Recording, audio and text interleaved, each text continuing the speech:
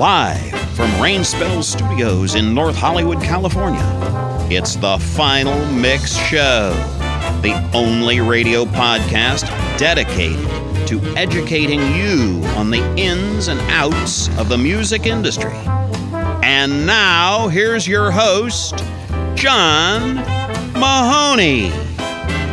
All right, welcome to another episode of the Final Mix. Sitting in with me, as always, is my good buddy and co-host, Mickey Finn. Hello, John. How are you? I'm good. Tonight on the show, very excited to have none other than Sin. You may know from such bands as Ministry and the Revolting Cocks. Welcome to the show, Sin. Thank you, guys. Sin? Thank you. Pleasure to be here. Thank you for coming out. So, my God, got a million questions, but why don't we just, start at the beginning. Where did you grow up? I was born and raised in Los Angeles. That's actually in East LA. Okay, cool. So I'm a California native. Awesome. Yeah. And how old were you when you started playing music? I started playing the guitar at about 10 years old. And I actually wanted to start when I was about 5 or 6, but we couldn't afford a guitar. Right. And it was the very first time I actually heard Kiss Alive. My older cousin, who was about 5-6 years older than me, brought it over to my house, or our apartment rather, and my life changed that day. Right on. So from that point on, I was like, I didn't know what they were doing, but I was like, that's what I want to do. And it took about 4 years before we could afford a guitar, and at 10 years old, that's when I started. Sweet. Nice. So your parents were pretty supportive of it? Extremely supportive. My dad was actually a fairly famous rock singer in Mexico in the 60s. And his band had released one album, and they had like a number one, hit single. Nice. But that's all he really did. He got out of it after that. So, I guess that's where I got it from. Nice. Awesome. Yeah. What was your first concert you ever saw? Kiss. Ah, cool. It was actually, do you remember they did a horrible movie called Kiss Meets the Phantom of the Opera? Yeah, not horrible. What do you mean? I'm in the crowd scene in that movie. Wow. Yeah, they back then it was this radio station in LA called 10Q, and they were giving away like parking passes to win your way into this little mini concert that they were doing.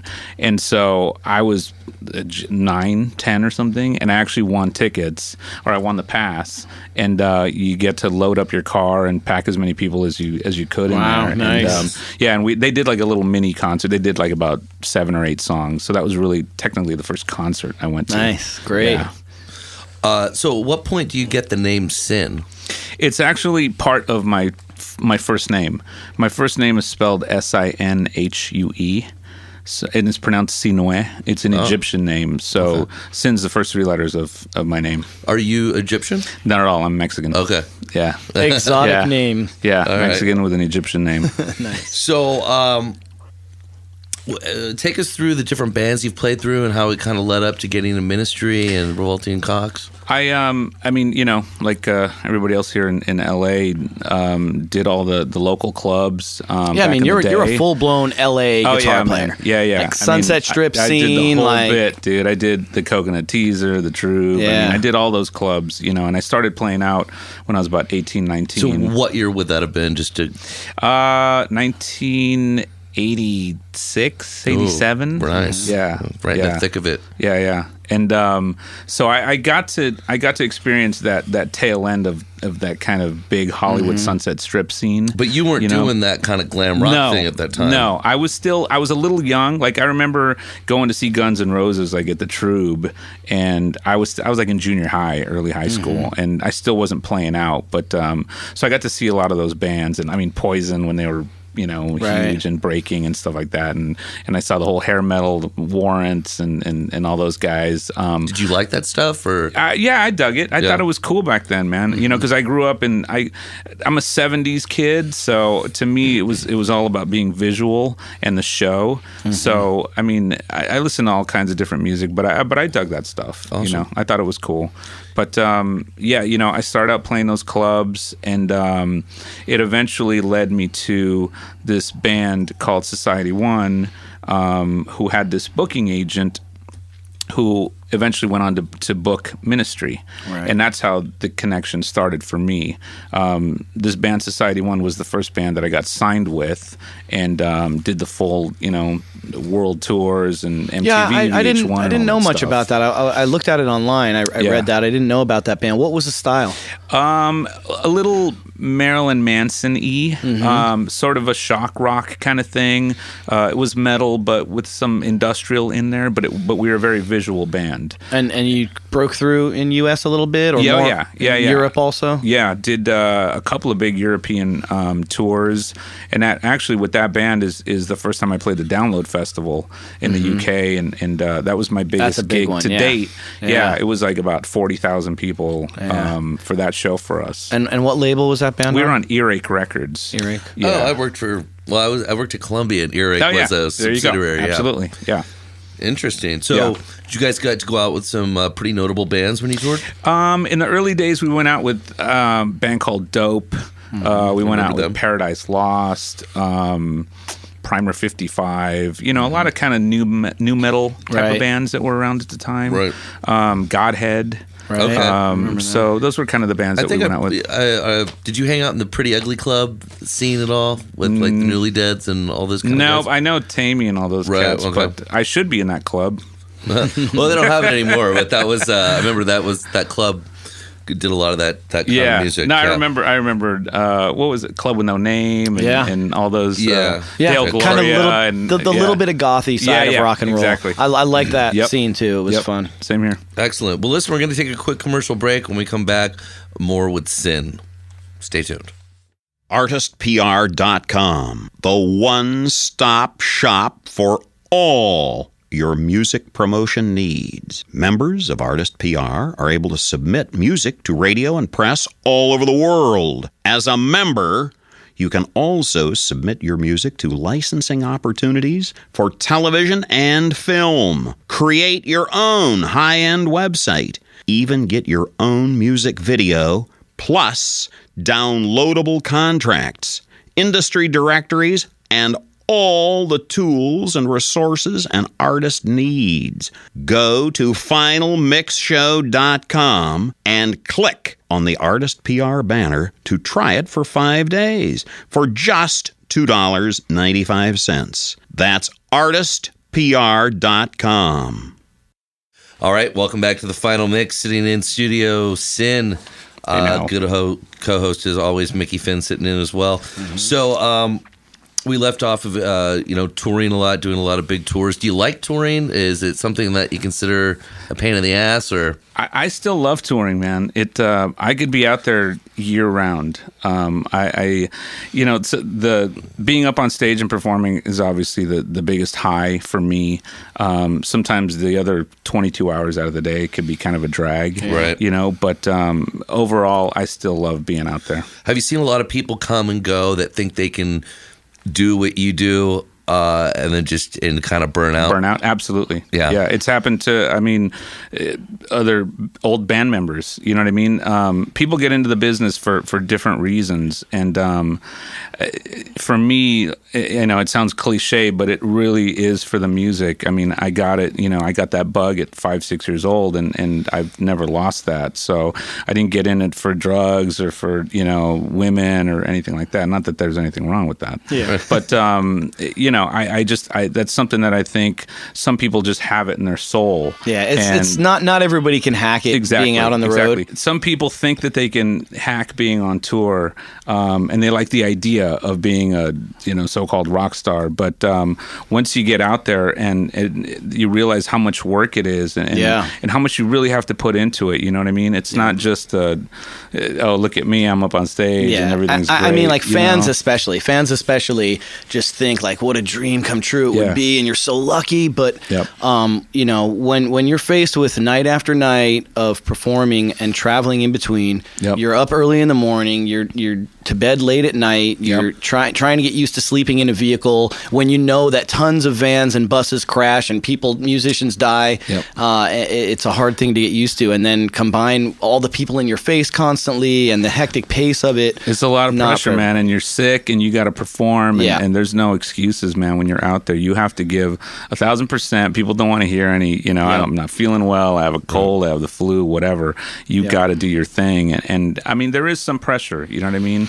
But for me, I wouldn't have it any other way. Yeah. Yeah. Well, and then you combine that with, you definitely have to learn how to be a professional partier if you do party at all. Yeah, right. Because you'll just ruin yourself. No, man, and that's why, as we've all seen, there have been so many casualties out there, whether it's drugs or booze or whatever. But I've always been clean. I've never had a drink, never smoked, never been high in my life. Really? So yeah. Wow. Yeah, I didn't know that. I've never had a sip of beer, nothing. That's going to be ironic because you must be constantly around that. I am. Yeah. I am, man. And it's really funny to end up in a band like Ministry, which is like the biggest drinking band in the fucking world. You know what I mean? No, I've heard the stories. And then some. Yeah, dude. It was just nuts, man. But that, that's something that I just kind of learned to deal with early on because, from the time I was 13, 14, playing little garage bands, and they were passing a joint around. It was like I just passed it along, and you get some shit from your friends for not doing stuff. But I'm sort of a control freak in a way, and that I think that I always have to be in control of my surroundings and myself, and that always kind of freaked me out when I would see friends just kind of lose it. That's what I would think. Didn't it kind of get to you at some points? Like isn't it? Because even myself, I do party. Yeah. But if I'm not partying, it's hard to be around even people that you love when they're super obnoxious and partied out. It's like it is. You had to have reached a point where you're like, I got to be able to deal with this. Yeah, man. You're right. There was definitely a point where I just almost switched something off, and I was like, okay, I need to go into my I'm going to deal with this mode. Right. You know what I mean? It's a little weird, but I usually am not around people that I have to babysit or take care of like that. You know what I mean? I mean, there's nothing wrong with drinking and partying or whatever. If it's under control, I think it's great, man. There's nothing wrong with social stuff. And I'm definitely not one to stand on a soapbox and preach to somebody that, they shouldn't do this or that, Do you substitute not doing that with another vice? Yes. What would that be? Women. I do it. But wait, you just said you didn't get into this for the drugs or women. But I didn't get into That's it. Besides the point. Yeah, forget what I said. Well, then I didn't bring you any beer. I was like, Mickey, should we bring Sid anything? He was like, yeah, just pick up a 6-pack. I'm like, well, what kind of beer? See, it would have. Yeah, if I would have had a sip, my pants would be off right now. So, it would not be good. So, was it a good experience with Earache? It was, man. It was. I mean, my first label I was signed to, so it was cool and exciting and new and fresh, and we didn't know what the hell we were doing. And of course, we signed a bad deal like everybody else does in their first deals and stuff. But my advice to guys out there and bands out there, it's a different genre. It's a different scene now. Right. It's not even the whole label thing isn't really what it was 5-10 years ago. Now everybody's kind of doing it themselves, which is great, but if bands are still going to go out and look for that deal, I'd highly advise they learn up on the business, and definitely get some counsel. Get a lawyer that you can trust. Yeah, because we definitely didn't, and we saw a record contract and we signed right away, and we ended up not making any money, but it was a huge learning experience, and it got us out there, and it got my name sort of out there. It was a stepping stone. Absolutely, man. I mean, everything I've done, has gotten me to where I'm at. So. Absolutely. So how did that sort of segue into Revolting Cocks and then ultimately Ministry? Well, that band, Society One, had a booking agent who eventually started booking Ministry. So at about 2003 or so, he started dealing with Al Jordison, and we ended up meeting at some NAMM convention or something like that. He introduced me to Al, and we just kind of hit it off. And we remained in contact for a few years. Actually, I think it was 2004 when Ministry was coming back. They were looking for a guitar player for the Houses of the Mole tour. Right. And I was in the running for that, and I'd learned everything, but they hired a guy from El Paso, which is where they're living now. So I didn't get that tour, but in 2005, when Society One had just finished a European tour, they contacted me and they said, hey, we're putting the Revolting Cocks back together. Do you want to play guitar? So I said, of course. So I came on as their guitar player. and that tour was fucking insanity, man. It was the Revolting Cocks opening up for Ministry, right? And it was just double duty. Yeah, it was just crazy. I mean, say what you want about Al and partying, but doing double duty on a tour, it's like, come on. No, he fucking stepped up, man. Yeah. He really did his shit, and that tour was amazing. And Al and I got really close on that tour. So right after that tour, they went to Europe. Ministry went to Europe. I stayed here in the States, and he emailed me, and he was like, "Hey, man, I want you to start writing some material for the new Ministry album." So when they got back from Europe, he flew me to El Paso, and I literally got off the plane and went right to the studio. And he was like, "Are you ready to play a solo?" And I was like, "Sure," to a song I'd never heard before. Yeah. They take me in the studio. I still have my bags and everything. And he tells the engineer to just crank the tune. I heard it like 2 times, and he was like, "You ready?" And I'm like, "Sure."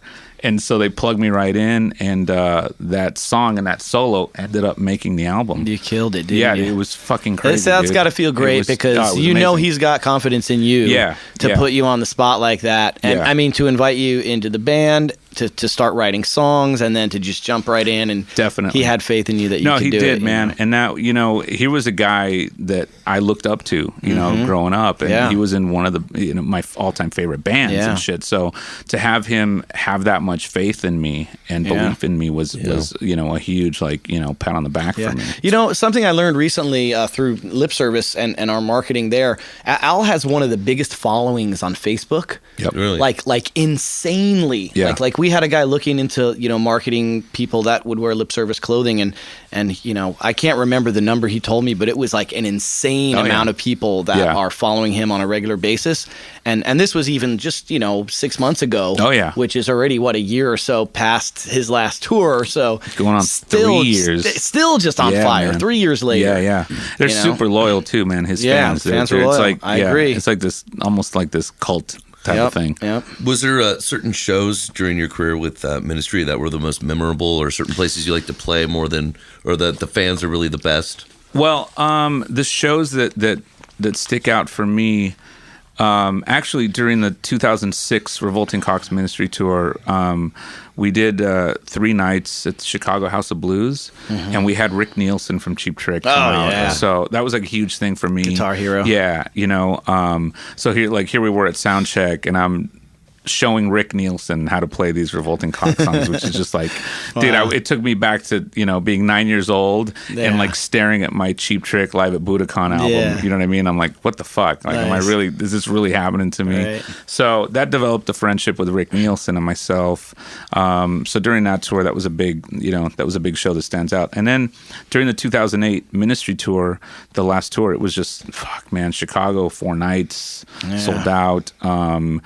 In Europe, we did Serbia. We played right before the Sex Pistols in front of 90,000 people at the Exit Festival. Yeah. And then in Spain, this was kind of a trip, and it leads back to the whole Kiss thing. In Spain, we did the Bilbao Festival. We went on right before Judas Priest, and it was about 50,000 people in the crowd.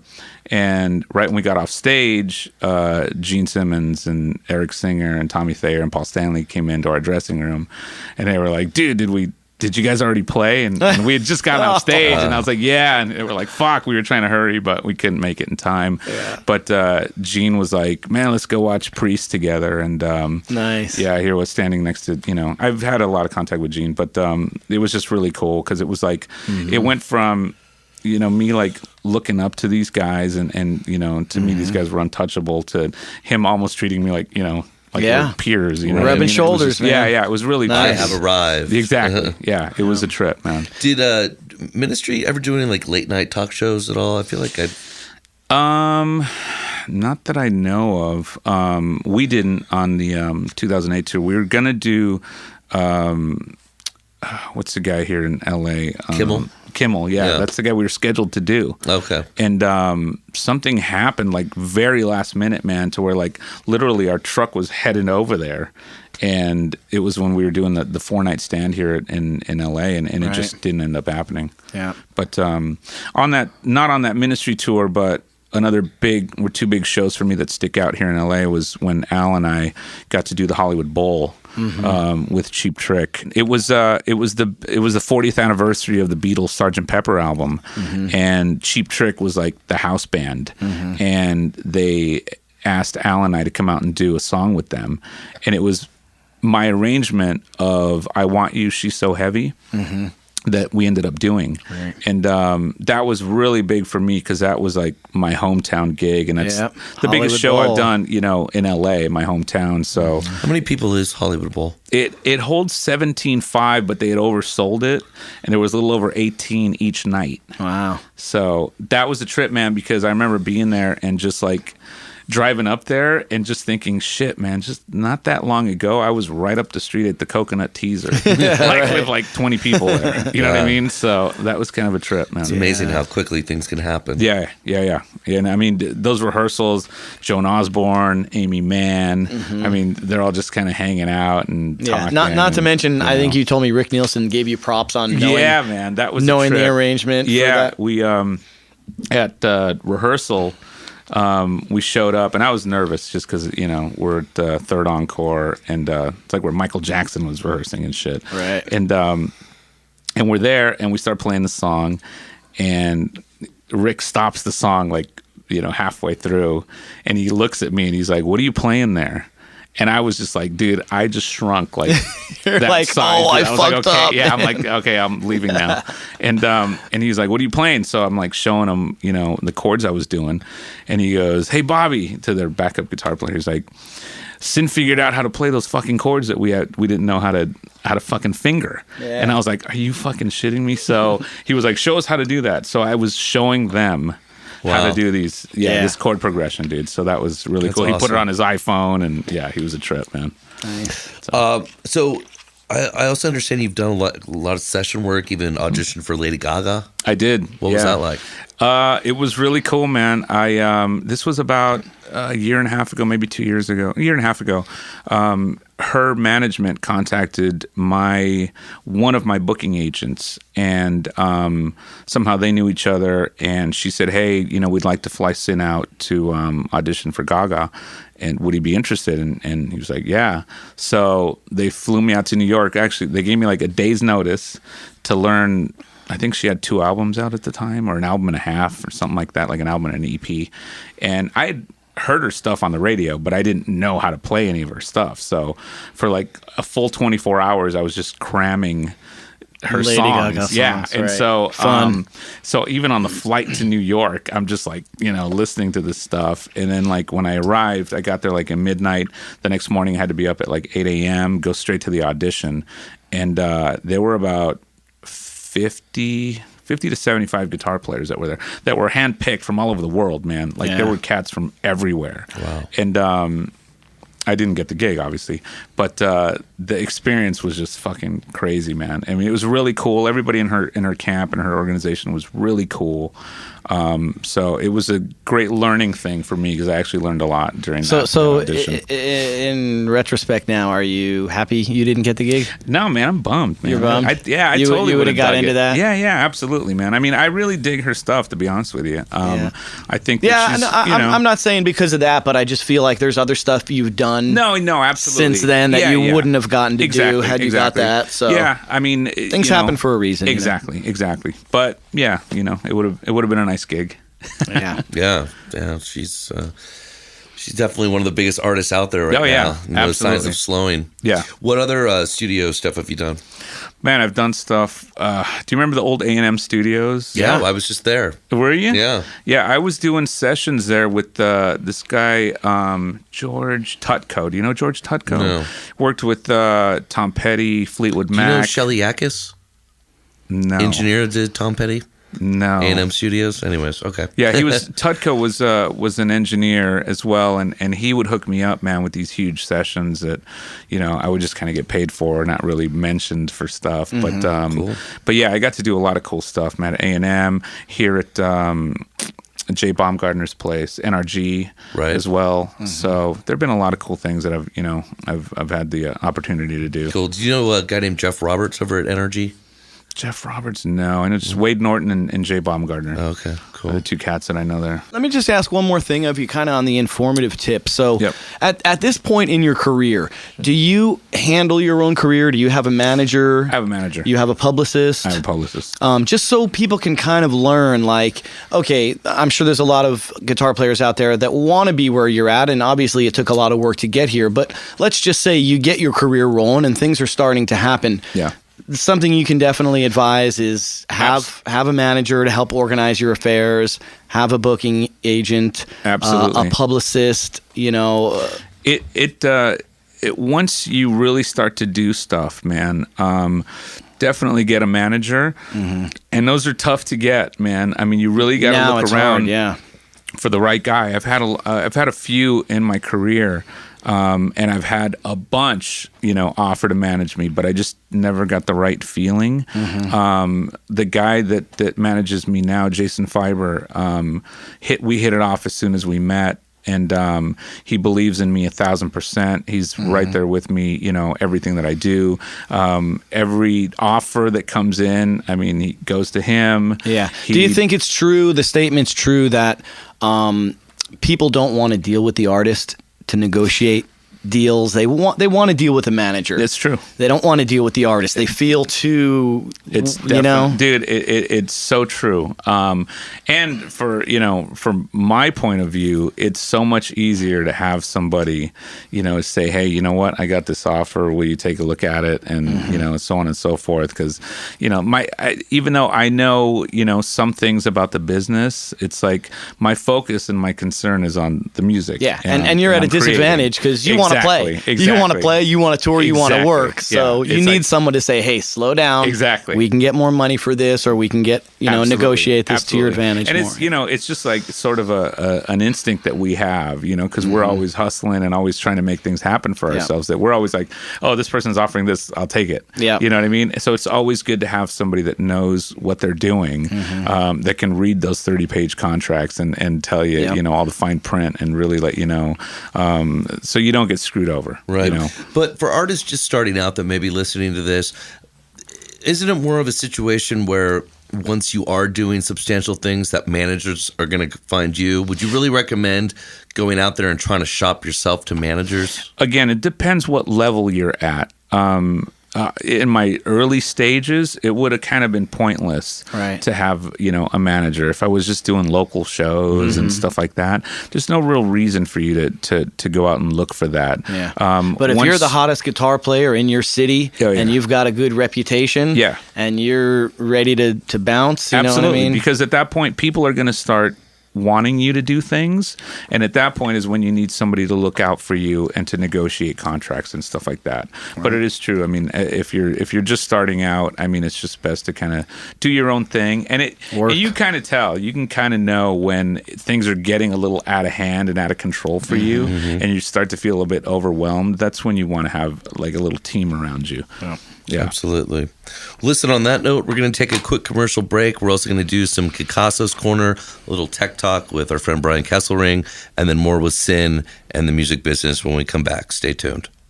Django.com. Expose your music to millions of internet listeners worldwide. Best of all, Django.com allows the artist to target fans in their genre of music. For example, if you're a metal band that sounds like Metallica, you can literally target just Metallica fans. If you sound like 50 Cent or Jay-Z, you can target 50 Cent and Jay-Z fans. Go to FinalMixShow.com and click on the Django banner to set up a free account and start increasing your fan base today.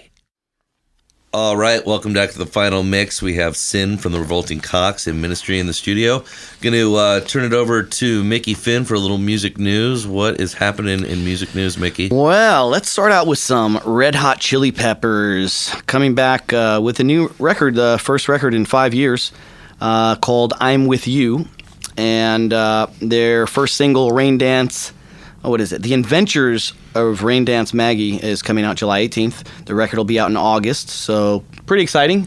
I've always liked the Chili Peppers. Always liked the Chili Peppers. Did you cross paths with them, being a native LA guy? Yeah, I've run into Anthony quite a few times out and about, and eventually Dave. I know he was in the band for a bit as well. Very cool. Yeah. And also, this record, guitarist John Frusciante has left the band. Again? Yeah. Wow, has he really? Yeah. Wow. Citing doing drugs again? Citing musical differences, typical. The new guitar player is Josh Klingenhofer. And they feel positive about the new direction. I'll be that name rolls right off the tongue. Anxious to hear it. Yeah, right. Yeah, you might want to change that. Not the most rock and roll name. Also, Goo Goo Dolls. Remember those guys? Yeah. Yeah, they have a new single that they put out for the new Transformer movie, Dark Side of the Moon. Single is called All That You Are. You can check out a clip of that online. Richie Sambora's brother plays in that band. Really? Yeah. It's In like the Goo Goo original Dolls? member? It's like a heavier Richie Sambora. Yeah, he's like which guy is he? He's the guy that looks like Richie Sambora, like the bass player, The not bass the player? singer, but I think it's the bass player. Kind of heavy, a little Yeah. heavier guy. Yeah. Wow, I didn't know that He's was either Sambora's a brother, brother. no, I'm pretty sure it's his brother. If Wow, I not, didn't it's know his that. cousin, but I want to say brother. All right. Yeah, well, if next time you more on that later. okay, resemblance Also, is uncanny. Also, we have new Iron Maiden best of. Is called From Fear to Eternity. It has the best of 1990 to 2010, so that'll They're be not touring that'll to be cool. support it, are they?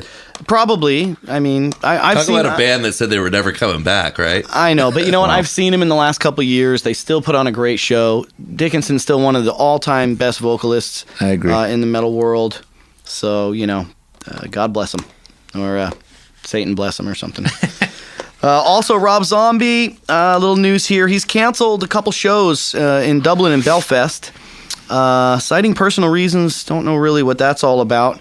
But he also has a new drummer who's taking the place of Joey Jordison, who's going back to Slipknot. And the new drummer is from Marilyn Manson, Gingerfish. Mm-hmm. So that's kind of cool. Cool guy. Our buddy Sebastian Bach, new record coming out, started in February. And they're just mastering right now. The new record, funny enough, is called Get Ready to Rock, Mother Truckers. Wow. Awesome. Yes, that is awesome. Yeah, his guitar player is super young and wrote all the music on that. Yeah. So it'll well, be I interesting know it wasn't to hear. He keeps getting busted for weed, by the way. He does. Like twice in a very short amount of time. Like, Speaking of getting busted, that pops into my head something I read also. Paul Di'Anno, the original singer of Iron Maiden, just got out of jail, which I didn't even hear about that he went to jail, but apparently he got caught for something like collecting unemployment or disability, Yeah. and then going on tour with his band. And he had a bad back from an injury, so he's collecting disability. He's on tour with his band. They catch a clip of this. Somebody catches a clip on YouTube, and they bust the guy and send him to jail for illegally collecting. wow. But anyway, he's Didn't out the of old jail. dirty bastard get busted for that too? He was like, There is some he was like on ridiculous things. MTV, and he was. I mean, it's sad, because it's like, come on, Paul Di'Anno, Yeah. I don't know. Shit happens. Also, too, on a last note here, but only because we're going to this Motley and Poison show at the Fourth row Hollywood to Bowl. Motley Crue and Poison. Next stuff. Tuesday, At the bowl, right? I'm gonna be you know, staring up New their York nostrils. Dolls, Oh, New York man. Dolls, Poison, Motley, gotta go. Right on. But apparently, there's still some feuding going on between Motley and Poison, and Brett Michaels says he doesn't understand why Nikki Sixx and Tommy, he mentions here, have talked some shit about them. He claims that he is not a grudge holder and doesn't talk shit about them, and kind of feels like, come on, guys, we're all grown-ups here. Let's drop the shit, and we can have even more fun on tour. Yeah. So, I'm going to kind of follow that, and we'll see if Nikki talks any shit at the show on the Hollywood Bowl on Tuesday. And that's it for the music news today. Let's get back to more with Sin. Yeah. So, Sin, I got a great question for you. With all that you've learned, first of all, how long has it been since you've really been in the business? Since you're going on at least 20 years experience, right? Yeah, something like that. If you could take a time machine and go back, what piece of advice would you give yourself? Man, it would probably be to be a little bit more informed on the business side of it, especially when I was first getting into the band, like the bigger bands and the record contracts and stuff like that. A little less stars in your eyes, a little more Yeah. Common sense. I mean, I heard that, when I agree, when though. I was there. It's too hard, man, you just don't think about that stuff. You're just like, you do have stars in your eyes, and you're just like, no, I got to deal with Well, them, I think it goes along with the illusion that when you're young and you're looking at bands like Kiss and all these bands, and you know how big they are. You see them driving in limos, and you know they're making tons of money, so you just assume, you know what, these guys don't have to worry about shit. They've got people to do all that. Yep. But especially in the case of someone like Kiss, they made sure to keep an eye on their people, because your people will screw you. Absolutely. And you do have to learn, and I agree with you. That would be the one thing that I would do different too, would be to educate myself more and have a little bit more of a personal hand in the business affairs. I mean, it is a music business, and you should definitely be more informed. That would probably be the one thing that I would change if I had to change anything. Right. What do you think of record labels? What's been your experience? Do you think we're better off as they're sort of going the way of the dodo? I've had it's been a mixed thing for me. I've had some good experiences, like with Ministry. We were signed to Megaforce Records, and we actually had a great experience with them. They came through with everything that they were supposed to do, and then I've had other labels where it's just what year was that, Megaforce? 2007. So that's pretty good, because I know good. 5 or 6 or 8 years prior to that, the smaller labels like them, they did care more, and they believed in their bands, and that's why they were getting behind them. It's promising to hear that even in 2007 they still were acting that way. Yeah, they definitely were. And it's so different out there, man, than when I first got out there. It's just such a different scene now. And I came from the scene of posting flyers on corners and shit like that to get the word out. Now it's like you go on the internet and a few clicks, and you're reaching somebody the other side of the world. So I mean, everything has just changed, and there are obviously some pros and cons to it. It's great that we can get our music out to anywhere in the world now, without really needing that sort of middleman. Of course. The downside is so can every other band that can click a button on a keyboard. Well, I mean, everybody in their bedroom now can. Exactly. Right. I think the one undeniable thing that record labels are really good at is getting music played on the radio, because they've had these relationships that have been there forever and ever. My question to you is, with the bands that you're in, or the bands that you've been in, or all of the above, how much impact has radio had, whether it be college or internet? I would dare say very few commercial stations are playing your kind of music. No. I mean, for the bands I've been in and my style of music, it hasn't really been a huge thing. Not college radio either? Some, but not that much, man. I mean, Ministry, it was, when they broke, early 90s, I mean, they were on Beavis and Butthead. That was a huge thing for them on MTV. That Lollapalooza tour in 92 was huge. But from that point on, it almost turned into this kind of huge word of mouth underground kind of thing. So it never really affected, those bands, because that band was never a top 40 band. It was never a band that would get played on the radio, really. Some college stations, sure, would pick it up, and they still play them. And how about MTV, Headbangers Ball? Oh, yeah. I mean, that was... Headbangers Ball, the original Headbangers Ball, was actually a really cool thing. When it first happened, and my old band actually was on Headbangers Ball, so it did help out.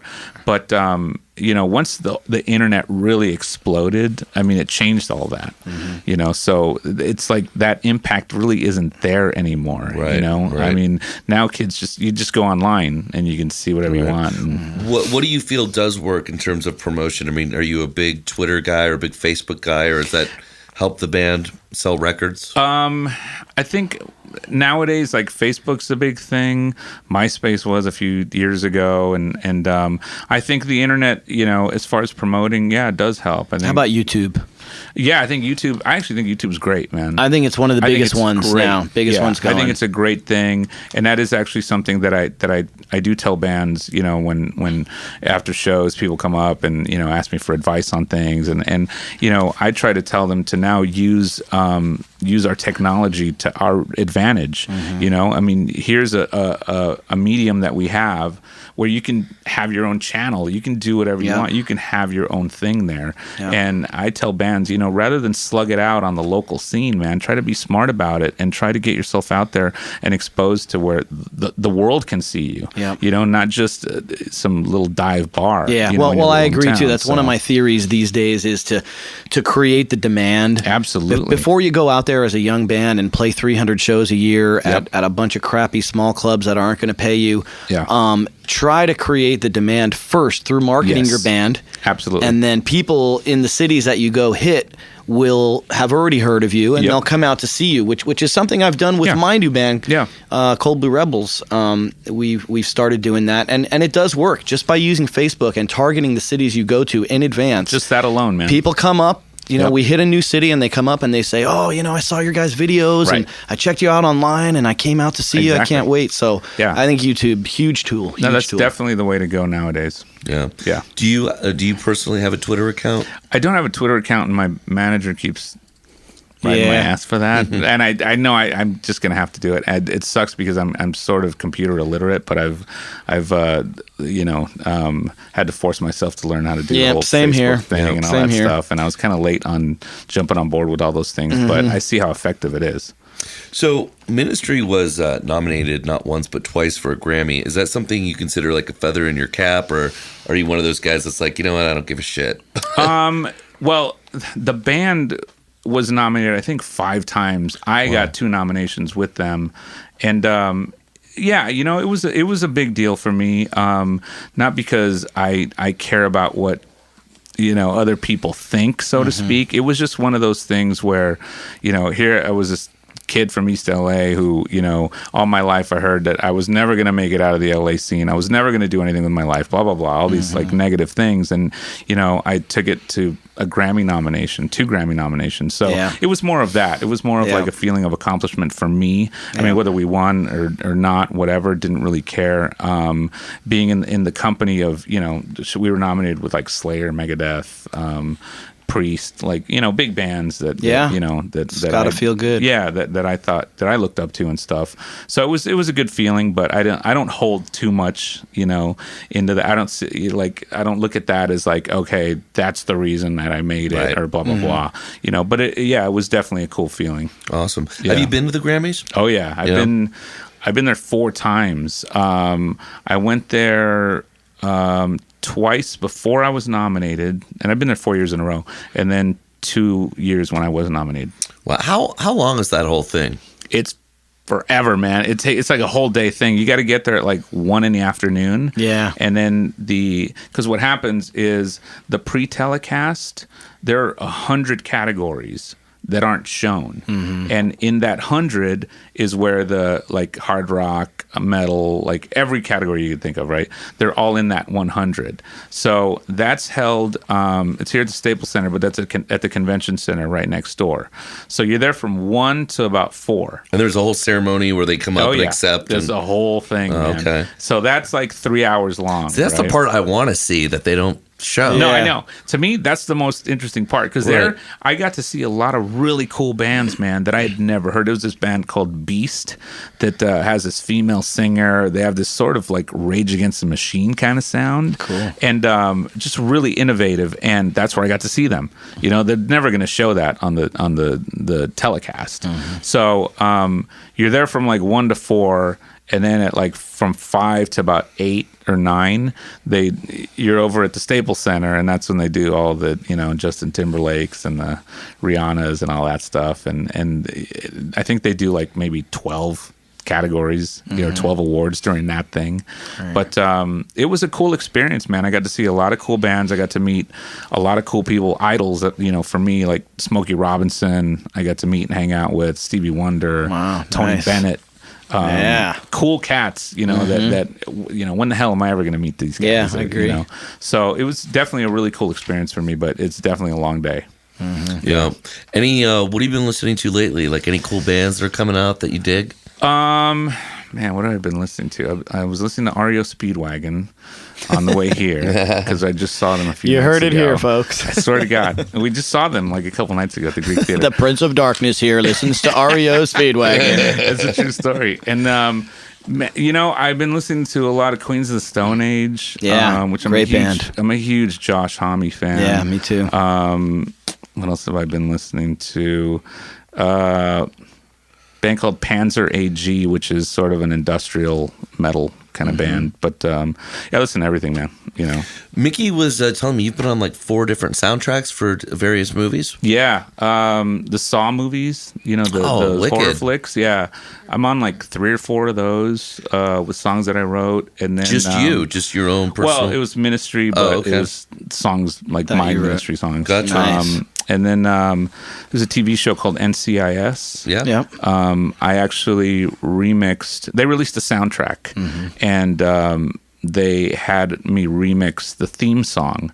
Nice. And I was actually in the studio with Al, and we get the call from the music supervisor, and he's like, "Hey, we're doing the soundtrack, blah blah blah. We want you to redo it to sound like Ministry's doing it." So Al looks to me and he's like, "All right, get in the studio and get to work." So it was me and the engineer in there, and I redid that. So let me ask you though, who got the paycheck on that one? You or Al? We both did, but he got the big chunk of it. Yeah, I got like a small percentage of it. Still, but, yeah. So NCIS. They've used a couple of my songs actually, and during their show as well.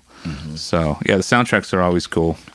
Very cool. I mean, any work as a musician. Oh yeah, that's on top of your already great career. Man, is just gotta be great. The thing with soundtracks, man, is that means your song is licensed. So basically, it's like, we did The Last Sucker, this album, 2007. The Saw people came to us and said, "Hey, we're looking for like 2 songs." And they just went through the album and they're like, "All right, we want these 2. So here's like a piece of music that you wrote years ago. It's already been released. You don't have to do anything already. And here they're sending you a check for them to put it on their album. So it's kind of cool. Absolutely. Yeah, I mean, one of the things that we do at Artist PR is help bands get their music into TV and film. Yep. Obviously, being in ministry, people come find you, but are you guys actively out there looking at different breakdown sheets, trying to get your stuff into things, or obviously your manager would be doing that? Yeah, our manager does that, but not really. I mean, they really do come to us. Like with my old bands, we were the ones kind of looking, for things. But with Ministry and Revco, we're always getting those calls. So. Awesome. Yeah. Mickey was also telling me you do also have a custom car stereo shop. Yeah, I own a car audio store. Very cool. And the place does everything, stereos, alarms. Want to give that a plug? It's called Burbank Sounds, and it's in Burbank, California. Excellent. Nice. Yeah. Well, listen, you know what we didn't. What you didn't mention, John, was let's get into a little bit of how much fun you had with Lords of Acid this past year. Right. Because that was what you did. I did last year. Quite a few months of touring. Yeah, we did a couple months. It was last year's summer tour with Lords of Acid. It was Lords of Acid and the Thrill Kill Cult. Yeah. So very cool. Yeah. You guys have a new lead singer of the Lords of Acid, right? Well, yes. Not the original singer. No. Well, there really hasn't been an original singer. The original singer only did the first Lords of Acid album, and she didn't even tour. Right. And since then, every tour they had a different singer. They had Nikki, they had Deb, they had Jade, and then on this last tour, they had Lacey singing. So. And Lacey is from. She was on a show called Rock of Love. Yeah. And Mr. Brett Michaels. Charm School. Yeah. Yeah. Was that a weird stigma to have attached to the band for her to come in, or? Not at all. I mean, she got some positive stuff and some negative stuff, as we all do. But what's the real story? Was she Lords of Acid worthy? Was she a freak? No, she was. Freaky enough for real to be. Yeah. No, it was really cool. It's funny because I've actually been friends with her, and I've known her for almost 10 years. Oh, nice. And she used to sing for a band called Nocturne, and then she was in a band called Pigface. Okay. Oh, really? Yeah, she was in Pigface. I didn't know that. Yeah, with Martin Atkins and all a lot of people were. Tammy Down was even in that band. Yeah. So I've known her, like 10 years, and She seems like a cool chick. No, she's very cool, and I knew her way before the whole reality TV thing, and very cool. But yeah, she definitely fit in Lords of Acid tour, and we had a lot of, we had a gun pulled on us on our tour bus in Salt Lake City. It was chaos this night. By a fan, man. or dude? So all right, so check it. So we finished the show. Now we're getting to it. Yeah, so we finished the show, dude. I got stories. You don't even want to know, dude. The stories that I have. I want to hear dude. them all. We will all get arrested. Everybody in this room will get arrested, dude, just by me telling these stories. We're in Salt Lake City. We just do the gig. We finished the gig, and we're backstage. Are you familiar with in the venue in Salt Lake City? Yeah. Okay, you know how it has that downstairs dressing room area? Yep. I think we played there with Cheap Trick. Yeah. So anyway, we do the gig. We're all invited to go to the strip joint, right? And so I'm downstairs changing, and everybody's already on the bus or headed towards the bus. And I was taking a little bit longer than others because I was having some wardrobe malfunction, but luckily there was somebody there that was helping me, and so that took a little bit longer than I thought, and that she thought, and so we eventually start walking out, and all of a sudden Lacey starts running in towards like the dressing room area, and she's like, get out of the way, come hide, and I'm like, what? And she grabs my arm and she like pulls me back into the dressing room, and I'm like, what's going on? And she's like, there's a guy on the bus with a gun. And I'm like, what the fuck's going on? So I'm like, I need to see what the hell's going on. She's like, no, don't go out there. So I go out there, right? And now the cops are there, and apparently this guy that was gonna take us to the strip joint went on our bus, and he had a backpack with him. He was asking for Groovy Man from the Thrill Kill Cult, Frankie, and he couldn't find him. And this guy pulls out a gun out of his backpack. And luckily, Jackie, one of the backup singers for the Thrill Kill Cult, puts him in a chokehold. And the drummer for the Thrill Kill Cult punches him in the face. He breaks his hand. Oh, damn. Yeah. That's not good. Yeah. So all this went down while I was having my So he like pulled it like, tell me where the guy is kind of thing. Exactly what he did. Insane. Yeah. Wow. So did he like owe him money for drugs or something? Who knows, man? Apparently this guy was just out of his mind. Right. And that's the guy who his car was running right next to the bus, and we were all about to get into his car to go to the strip joint. Yeah. Wow. Yeah. So that was in Salt Lake City. Beware of crazy road people. Yeah. That's wild. Yeah, it was a trip, man. Got any good Al Jorgensen stories or other worthy stories to that? Well, any that you can tell on air. Oh wait, this is internet radio. You can say whatever the fuck you want. What kind of stories? Whatever Alcohol comes to mind. Stories, drug stories, women stories. More wardrobe malfunction, groupie stories. Like dancing on the top of the dude. pool table naked with covered in chocolate and that kind of shit. Well, I'll tell you. You guys know Joey Jordison from Slipknot? Yep. We were at this fine establishment called the Red Parrot in El Paso, which is like a really seedy strip joint, like where the girls are. I think some of them are pregnant. El some Paso. Of them are missing teeth. I think just strip clubs You know in what El I mean? Paso in general kind of like, scare me. They have like gunshot wounds, like and, Jumbo's Clown Room, but worse. Dude, Jumbo's is a step up. Oh yeah, definitely step up compared to the Red All Parrot. right, you got my attention. But anyways, so we're in there, and it's the first time that the Revolting Cocks and Ministry are all together after our first rehearsals. And so Luke Van Acker, one of the original Revolting Cocks, is there. Phildo from Revco's there. Joey. We're all at this strip joint, and everybody's out of their minds. These guys are all gone, right? So Joey gets up on one of the stages and moves one of the chicks out of the way, and he's laying on his back, and Luke Van Acker and Al proceed to dry hump him on one of these stages. Okay, in front of like a bunch of people, man, and a bunch of horny dudes that are like totally not into it. Yeah, they were like, and they don't give a fuck who Al Jorgensen is. The guys are walking in and they're like, "Wait, what the hell kind of club did we come into? We thought it was like a female strip joint." But Al, when he drinks, he likes to pull his pants off and wiggle things around. Why doesn't that surprise me? In people's faces. So he started like literally like humping. Has he ever been arrested Joey. for indecent exposure? Yes. Yes. Oh, I'll tell you another story where he did get arrested. He was in Austin, Texas, and him and Fildo were walking through this park. Fildo is a lunatic. They see a cop on a horse, right? Oh, this is, I can already tell this is going and to be they're excellent. wasted. Yes. This is not good. So they see this cop on a horse. Fildo has to take a piss, and Al's like, "Dude, there's a cop there. Don't fucking do it here." And Fildo does not care. He starts peeing like real close to the cop, but the cop doesn't see this, right? Fildo starts looking at the horse, and he's like, He turns to Al and he says, "Watch this." He goes over to the horse and he starts jacking off the horse. Oh, shit.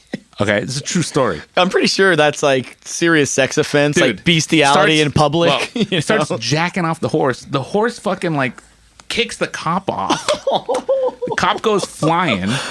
Now Al and Fildo start running through the park because now the cop is like fucking chasing them, and they both got popped and they both got arrested. That had to end up bad because indecent exposure in public, that would be like bestiality in public. Well, the other funny thing is on that tour, when we were crossing into Canada, it's always, you always get hassled crossing into Canada. Yeah. And dude, crossing into Canada with Revolting Cocks and Ministry is like a whole day. Hassled equals probed. Yeah, it's like a whole day experience because like everybody's criminal record is just like, Right. So anyways, Fildo is there and they're like, put him aside and they're looking at his fucking sheet. And we're all like, I wonder what it says on his sheet. Like, now who's Fildo exactly? What's his role? Phil Owen. He was he's the guy that sings Beer, Steers, and Queers. Oh, okay. For the Revolting Cocks. Okay. That's Fildo. But we were all like, I wonder what it says on the computer, like when they pull up his criminal record. Like how do you explain jacking off a police horse? Like, yeah, right. Like what's the term for that? And why should we let you into our country? Yeah. So they basically said, even Al, he's not allowed back into Canada. After this last run, they're like, that's it. Right. You're not coming into this country ever again. Wow. Yeah. That's got to be a drag for it is. Business wise, you know? Is. I mean, it's a lot of money to lose. No, absolutely. They got a lot of money up there. Yeah. Lose out on a lot. But man, the stories are endless. And well, let's leave it at that. We don't want to get too crazy here and give the kids the wrong message. So that's how not to do it. Yeah, exactly. Yeah. Well, listen, going to take a final commercial break. When we come back, final thoughts with Sin. Stay tuned. TuneCore.com is the #1 way for bands and musicians to sell their music to their fans. Get your music on iTunes, Rhapsody, MP3, and Music.com, and the list goes on. Best of all, keep 100% of the royalties. Try keeping 100% of the royalties on a major label. Am I right? Anyways, go to FinalMixShow.com. Click on the TuneCore banner and get your music sold all over the world right now. All right, welcome back to the Final Mix. We have Sin in studio. That sounds kinky. Sin in studio. Yeah. It's not that amazing. It's not what you think. So let me ask you this. And just on the music business tip, what do you feel about like free downloads? Do you feel ripped off when that kind of thing goes on? I do. Good. You should. I do.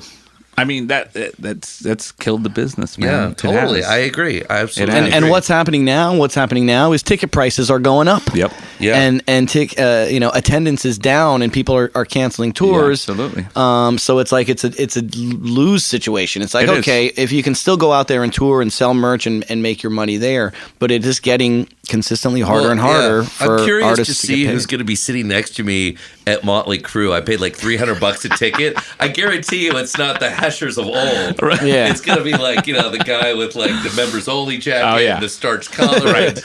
You're going to have some dough to go to a concert these days. But, yeah, it's pricey, man. But no, I think that's just killed this industry, man. It really has, I mean, it's one thing to try and get your band out there and promote and marketing and all that stuff. But if bands should have say in what they want out there, it shouldn't be out there for people to just take. You know what I mean? I mean, that's our livelihood. Yeah, and you know, people want to always think about how, like, you know, sure, for the biggest of the bands, you know, if you're Muse, like the Radioheads, if you're AC/DC or whatever, sure, it's easy to say, like, hey, you know what? Let's give away some music because that's going to enable us to go out there and tour for a solid year and make millions of dollars. But for the smaller bands, for the alternative bands, the bands that work just as hard or just as talented, but are not getting played on the radio and are not, you know, in that league, it really hurts. It really hits home, and you know, it makes things impossible and really hard to just make a living. To just make a living and be a musician. Do you think that we're doing anything, or that? I mean, do you think this battle is lost, or do you think there's hope for them sort of getting it under control so musicians can still make money? I don't know, man. I mean, I know that they're trying to regulate it, you know, which is great. I don't know that it'll ever be completely under control. It's definitely never going to be what it used to be. Yeah. But I definitely think that it should be regulated. I don't think it's something that should just be available to steal. Yeah, well, you know? What I don't understand is after Napster took the heat on, you know, from the beginning, we all know that there's tons of free download sites out there. Yep. How are those sites operating? Still up. How are they getting away with it? How did Napster get in big trouble? And you know, people got sued, and people got you know. And all these others are still popping up. Yeah. Well, I know people are getting like $30,000 fines here and there when it happens, but it's like, you know, it still exists. It still goes on. Yeah, they should. And like I said, I mean, I don't know how it's going to happen, but it definitely needs to be regulated, and it's got to be under control, because it's ridiculous, man. Right. You know. Do you do the iTunes thing on a personal level with your iPod, or do you still like a CD and vinyl guy?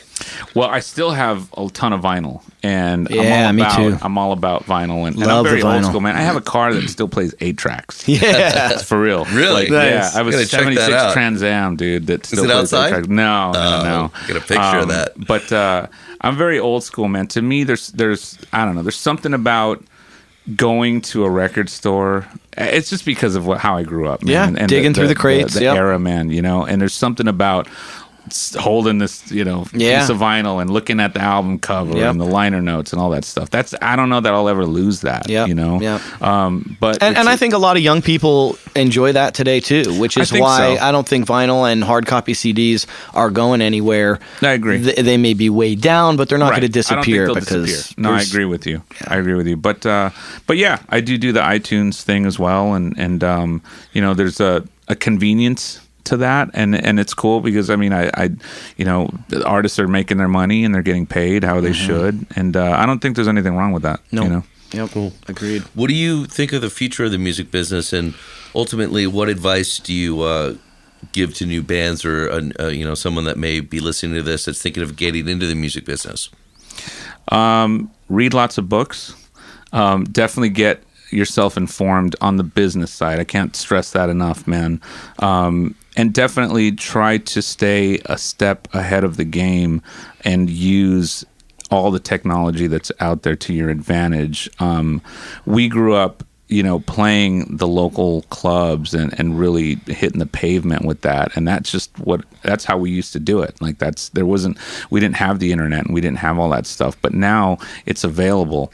You know, YouTube, the marketing that you can do, you know, online. I mean, use those things and really get your craft down before you really get out there. Have a good product that you believe in. Absolutely, right? man. Because people, you know, will come to you if it's good.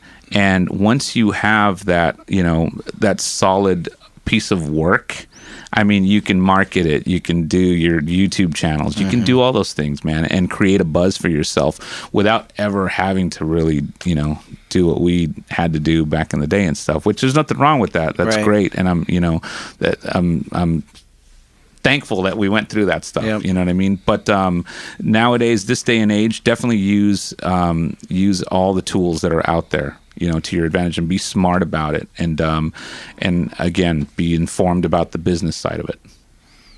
Good advice. Good advice. Mickey, do you got anything else? No, it's just been a pleasure to sit down with you. I know we've hung out a few times over the last few years down at Lip Service and here and there. And I want to thank you for coming out. My pleasure, guys. It's been one of the best interviews and very informative for our listeners. No, I really dig this show, and I dig what you guys are doing, man. And best of luck, and I hope to come back, and I'm sure this thing's just going to get, it's going to blow up and get bigger and bigger. Well, thank you so much. We definitely appreciate it. Once again, I'm John Mahoney for Mickey, Finn, and Sin, saying believe in yourself, believe in your dreams, and remember, the only people that'll scoff at your dreams are those who have given up on their own. Good night.